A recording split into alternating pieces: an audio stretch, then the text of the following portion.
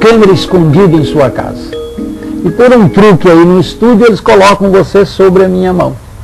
Nós todos nos reconheceríamos. Sabe por quê? Embora miniatura, você está em proporção. Os ângulos são mantidos e as medidas são diretamente proporcionais. A ciência e as artes há muito tempo aprenderam a ler a natureza nesta proporção. No século V a.C., os gregos desenvolveram esta medida. Veja este livro. Esta capa é um retângulo. Ele poderia ser muito fino. Ele poderia ser muito gordo. Não, ele é bem proporcionado. Quando ele é agradável à vista, eles perceberam que o comprimento, a largura e a diferença estão numa proporção. Chamaram o número para o qual converge o valor dessa proporção de número de ouro, número áureo. Número porque é um desenvolvimento matemático, se calcula este número. Áureo porque ele é agradável à vista, ele é estético. É a arte e a matemática, novamente juntas.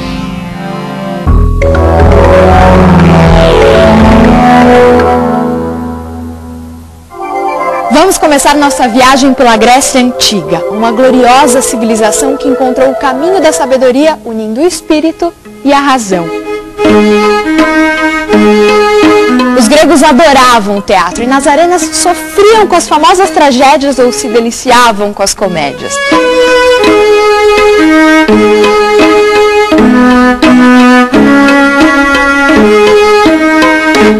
Nas ruas da Grécia, mestres e discípulos discutiam conceitos de filosofia, história, matemática e ciências.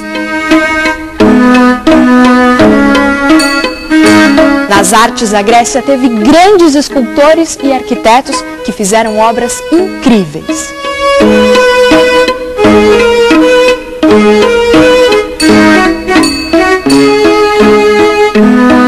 Visitando a cidade de Atenas, avistamos no alto de uma de suas colinas o Templo das Virgens, ou Partenon, um belíssimo edifício rodeado de colunas.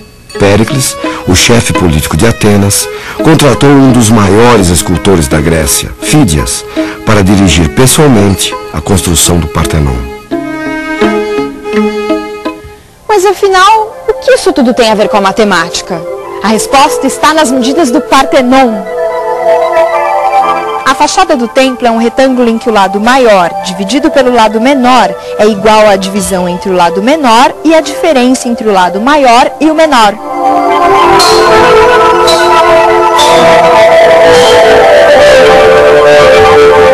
Bom, mas e daí? Não será apenas uma coincidência? Não, os gregos não usaram essas medidas ao acaso. Eles consideravam muito mais harmonioso, bonito e agradável de se ver os retângulos que tinham essa proporção, que é conhecida como proporção áurea ou proporção de ouro.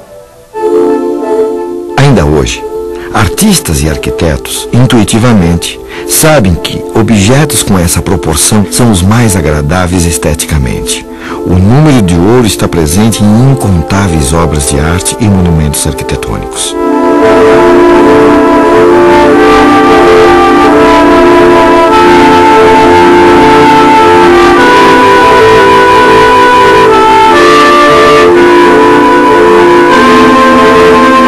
Como neste quadro de Mondrian, ou nesta casa projetada por Le Corbusier.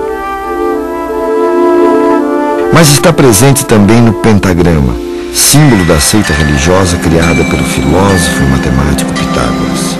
Os pitagóricos se encantavam com o fato de que, ligando-se às pontas da estrela por meio de linhas, obtém-se um pentágono.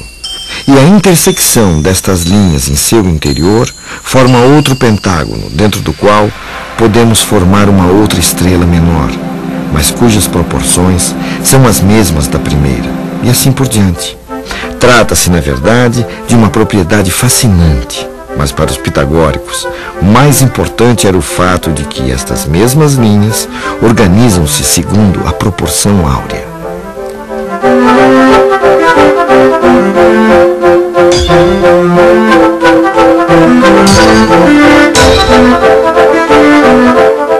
O critério estético que os gregos criaram virou um padrão para diversas civilizações e se consolidou ao longo do tempo. Vamos por volta do ano 1500. Antes mesmo do Brasil ser descoberto pelos portugueses, lá na Europa ganhava força um movimento chamado de Renascimento, que buscava de forma intencional retomar os valores estéticos da Grécia Antiga.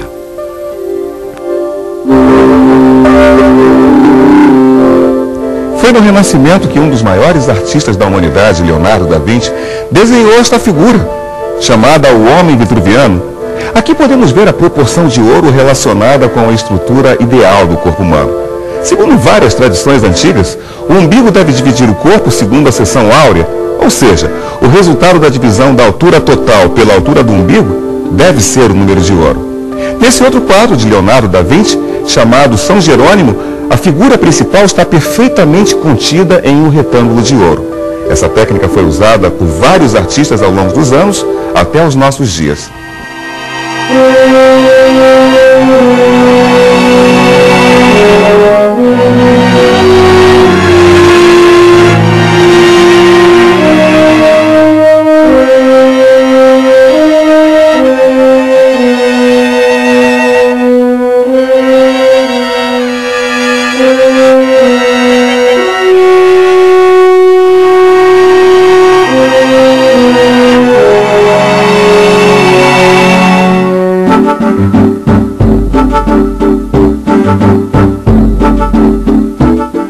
No Brasil, Portinari tem em seus quadros um senso de composição decorrente de um grande conhecimento da proporção áurea.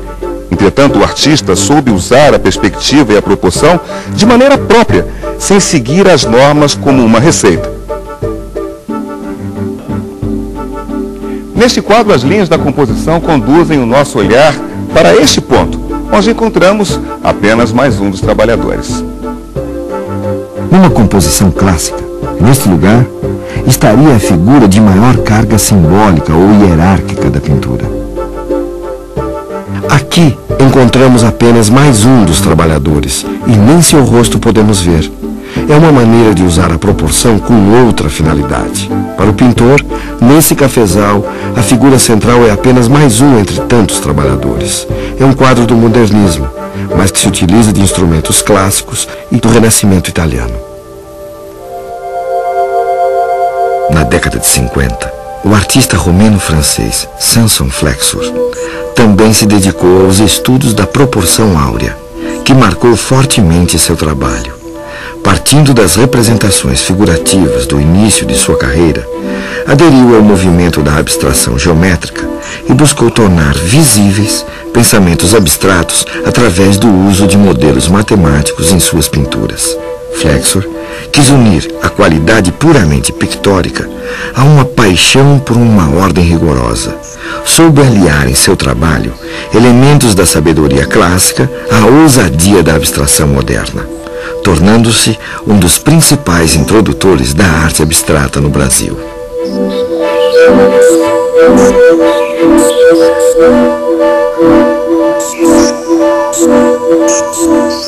A arte é a transformação do ordinário no extraordinário.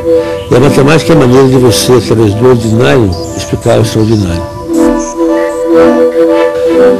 E eu comecei a utilizar a seção áurea na formatação do meu trabalho, na divisão das coisas, do assunto dentro da tela, a partir da forma da tela. Então ele tem servido como um guia, talvez, como uma estrutura na qual eu construo o meu trabalho.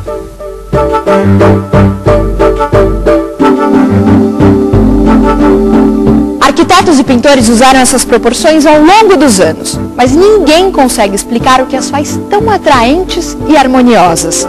Ensinadas nas escolas de belas artes do mundo todo após o Renascimento, a proporção áurea foi aos poucos se tornando repetitiva e árida, o que fez as escolas modernas procurarem outras formas de proporção. A descoberta dessa proporcionalidade deu ao homem uma segurança sobre a criação, estabelecendo um parâmetro para a perfeição. O que é a perfeição? Os antigos se preocupavam muito com encontrar uma coisa que tivesse um grau de perfeição tal que não fosse possível de ser genérico. Tal era o seu grau de perfeição. essa proporcionalidade, ela não vai descansar nunca. Ela pode ser contestada, ela pode ser polêmica, ela pode ser antiacadêmica, ela pode ser acadêmica, mas ela nunca vai ser superada porque ela é uma procura.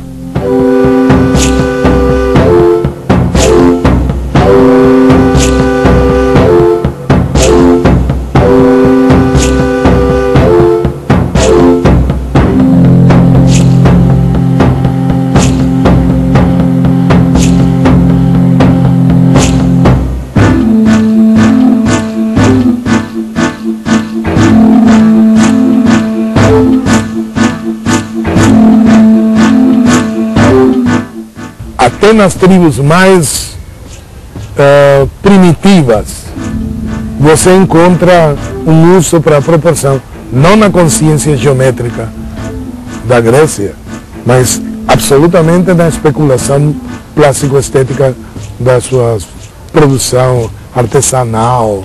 Os índios têm na representação das ondas, das águas. Dá a impressão de que o homem tem em si, de per si, uma situação de necessidade desta aceitação.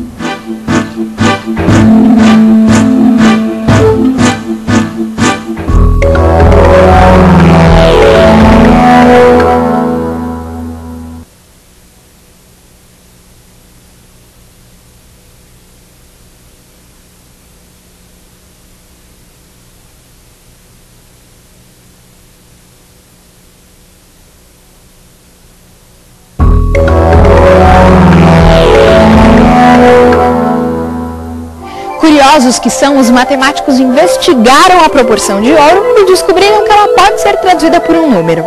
É o número de ouro, que foi batizado com a letra grega Φ e vale aproximadamente 1,6180.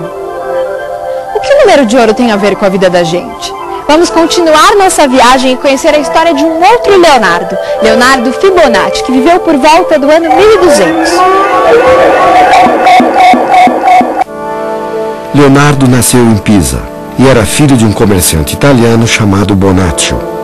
Por conta do trabalho de seu pai, Fibonacci viajava muito, do norte da África aos países do Oriente. Nessas viagens, ele teve contato com diferentes métodos de fazer cálculos.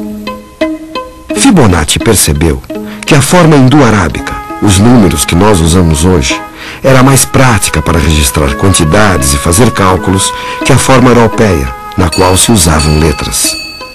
Fibonacci escreveu um livro em que explicava o uso dos novos numerais e alguns métodos de cálculo.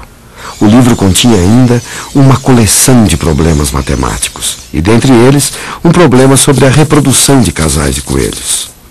Todos sabemos que os coelhos se reproduzem rapidamente, e como Fibonacci era matemático e não mágico, ele propôs a seguinte questão. Um casal de coelhos, eles procriam uma vez por mês. Esses filhotes levam 2 meses para crescer e geram um novo casal de coelhos. Ao longo de 12 meses, quantos coelhos serão gerados a partir de um único casal? Muitos. Uns 100 coelhos. Vou chutar, 40. Janeiro nasceu um casal. Fevereiro, mais 1, mais 2 são 3. Março. Pelo amor de Deus, tem que ter uma calculadora. Os problemas para a matemática não são problemas, são a razão de sua existência. Um problema é um desafio a ser solucionado, uma questão a ser resolvida. A matemática tem um caso de amor com o problema. Fazendo as contas dos coelhos, Fibonacci viu que no primeiro mês temos apenas um par de coelhos. No segundo mês continuamos com um par de coelhos, no terceiro mês já são 2 pares, no quarto mês são 3 pares, no quinto mês são 5, no sexto mês são 8, no sétimo são 13, no oitavo são 21, no nono são 34, no 10º são 55, no 11º são 89 e finalmente em um ano teremos 144 pares de coelhos. Ufa! O mais interessante disso tudo é que a solução desse problema é uma sequência de números que tem uma propriedade curiosa. A partir do terceiro termo, cada número é obtido pela soma dos 2 anteriores. Dá uma olhada. 2 é igual a 1 mais 1. 3 é igual a 2 mais 1. 5 é igual a 3 mais 2. 8 é igual a 5 mais 3. 13 é igual a 8, mais 5, e assim segue indefinidamente. Essa sequência de números 1, 2, 3, 5, 8, 13, 21, 34, 55, 89 e por aí vai, ficou conhecida como sequência de Fibonacci. Bom, aqui tem um fato muito curioso. Se pegarmos os números da sequência de Fibonacci, a partir do segundo número, e dividirmos pela própria sequência de Fibonacci, a partir do primeiro número, vamos obter valores que convergem para o número 1,6180, ou seja, o número de ouro.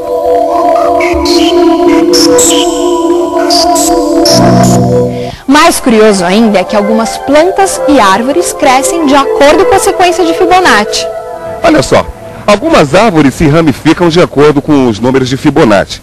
Embaixo um ramo, depois 2, mais acima 3, 5 e por aí vai.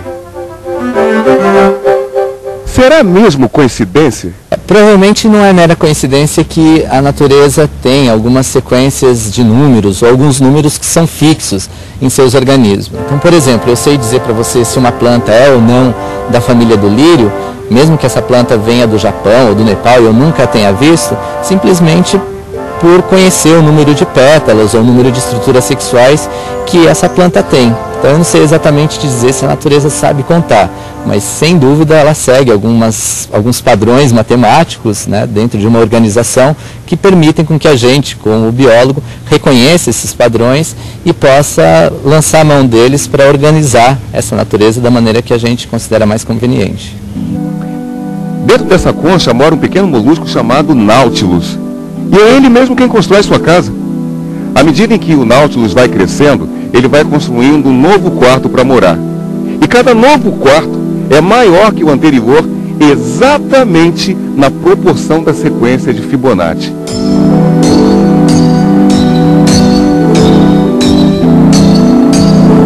A espiral da concha do Nautilus tem uma propriedade interessante. Se tomarmos qualquer uma das câmaras e ampliarmos, ela vai se encaixar perfeitamente na câmara seguinte. O animal cresce numa mesma proporção, a proporção áurea. E o mais impressionante é que se todas as câmaras forem aumentadas na mesma proporção, todas elas vão se encaixar nas câmaras adjacentes, e assim por diante. Eu tenho a impressão de que esse número de ouro deve ter sido um achado depois da atenta e disciplinada observação do referencial. As cores se encontram distribuídas na natureza no número de ouro. As cores quentes estão para as cores neutras, do mesmo jeito que as neutras estão para as cores frias. Ou seja, você nunca encontra grande quantidade de vermelhos, laranjas e amarelos. Mas você encontra uma quantidade razoável de ocres, cinzas, mas enormes quantidades de verdes e azuis. Essa é exatamente essa proporção. O número de ouro ele é consequência de indagações. Ele não é uma procura específica. Eu suponho que durante a história não deve haver em nenhum momento um instante que o cara fala, vamos procurar o número de ouro para ver se ele corresponde a isso ou aquilo. Infeliz Dido, então era verdadeira a notícia de que te extinguiras pela espada em decisão extremada? Na poesia também existem relações matemáticas. Pelos astros, juro. Pelos deuses do alto e pela boa-fé, se há alguma nas profundezas da terra. Esses versos contam as andanças de um herói de Troia e foram escritos por Virgílio, um poeta romano que viveu no século I a.C.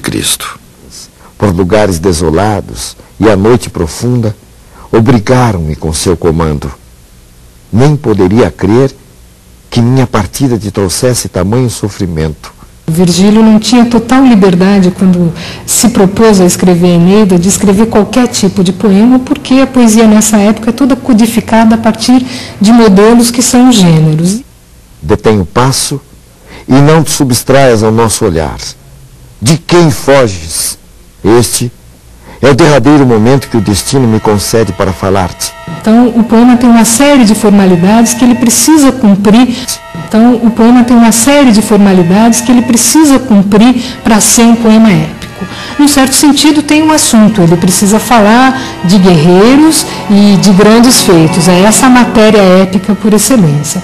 Mas ele tem também que tratar dessa matéria num ritmo adequado. Tá, tá, tá, tá, tá, tá, tá, tá, tá, tá. É um modelo que vai produzir um determinado ritmo ao longo da leitura do poema, que eu mais ou menos tentei reproduzir na minha leitura. Italien fato profugus lauinia quevenit. E assim, em cada verso, o poeta se depara com esse problema técnico de ter que escolher palavras que transmitam o assunto de que ele quer tratar, mas que se encaixem no esquema métrico do hexâmetro, mas também variando esse esquema métrico para não causar o enfado do ouvinte, que ficaria com o ritmo datílico repetido indefinidamente. Com tais palavras, mas além do padrão rítmico dos versos, estudiosos encontraram na estrutura da Eneida um outro tipo de padrão. Ela, hostil, mantinha os olhos fixos no chão, e seu rosto não se altera àquela tentativa de conversa, mais do que se fosse dura rocha ou mármore do mar peso. Há, em cada poema, uma mudança no assunto ou na forma que o poeta Virgílio utilizou, separando os poemas em partes. Corresponde-lhe aos cuidados e iguala seu amor. Não menos Enéas, abalado pela sorte iníqua, segue ao longe com lágrimas e se compadece da que se vai. Em muitos poemas da Eneida, é possível separar os versos em uma parte maior e outra menor, tomando o total de versos de um poema e dividindo pelo número de versos da parte maior. Encontramos números que estão muito próximos ao número de ouro. Do século V a.C. até o Renascimento, parece que as artes elegeram um critério estético, o número de ouro. Mas a matemática não ficou atrás. A harmonia também é refletida por uma proporção, o número de ouro. Mas o que é de fato surpreendente é como esse número aparece na natureza. No girassol, no náutilo, na escamação dos peixes. É um jeito interessante. A natureza escreve. O matemático e o artista se dão as mãos e leem a natureza, o número de ouro.